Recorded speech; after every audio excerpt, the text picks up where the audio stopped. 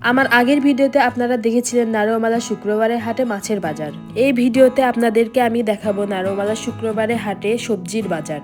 নারোমালা শুক্রবারের হাটে আপনারা কম বেশি সব রকমের সবজি পেয়ে যাবেন। সবজির বাজারেও কি রকম ভিড় সেটা তো আপনারা দেখতেই পাচ্ছেন। সবার হাতেই ব্যাগ এবং দাঁড়িয়ে দাঁড়িয়ে তারা সবজির দাম দর করছিল এবং সবজি ভালোভাবে দেখছিল। আমি যদি আপনাদেরকে সবজির দাম বলতে যাই তাহলে কিছুটা ভুল হবে, কারণ এক এক সময় এক এক রকমের সবজির দাম হয়ে থাকে।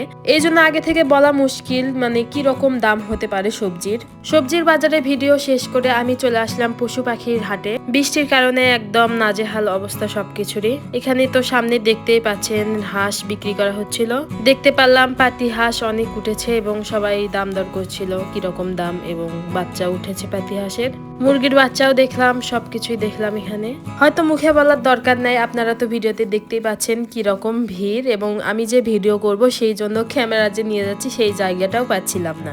সামনে আমি দেখলাম পাখি ছিল, কোয়েল পাখি সম্ভবত, এইগুলা কোয়েল পাখি দেখলাম। দেখার পরে সামনে এগুলো বাচ্চা ছিল কোয়েল পাখির মনে হয়, এগুলোরই মানুষ দামাদামি করছিল। শুধু কোয়েল পাখি না, কোয়েল পাখির সাথে আরো বিভিন্ন রকমের পাখি দেখলাম এখানে। পাতি হাঁস দেখলাম বিক্রি করার জন্য নিয়ে এসেছে, তবুও তাদের খেতে দেওয়া হয়েছিল। পশু পাখির হাট দেখাচ্ছি, সাথে তো আপনাদেরকে দেখাচ্ছি কি পরিমাণ কাদা। আপনারা কে কে শুক্রবারের হাটে পশু পাখি কিনতে আসেন বা বিক্রি করতে আসেন সেটা অবশ্যই আমাকে কমেন্টে বলে যাবেন। আমার সামনে ছিল রাজহাঁস, জানি না কেন এই রাজহাঁসগুলো আমাকে দেখলে ঠোকর দেওয়ার চেষ্টা করে বা আমার দিকে তেড়ে আসে। তো আমি এখানে আর দেরি না করে আমি এখন অন্য পাশে চলে যাচ্ছি।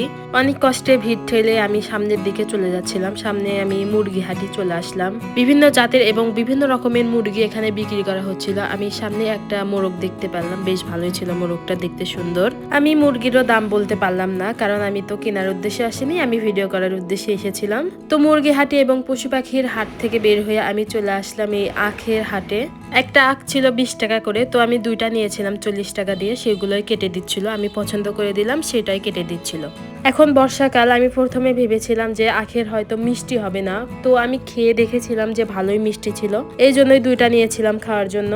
আজকের ভিডিওটি এই পর্যন্তই। আমি অন্য একটা ভিডিওতে আপনাদেরকে দেখাবো আরো কিসের কিসের বাজার বসে। আমার ভিডিওগুলো আপনাদের কেমন লাগে সেটা অবশ্যই কমেন্ট করে বলে যাবেন।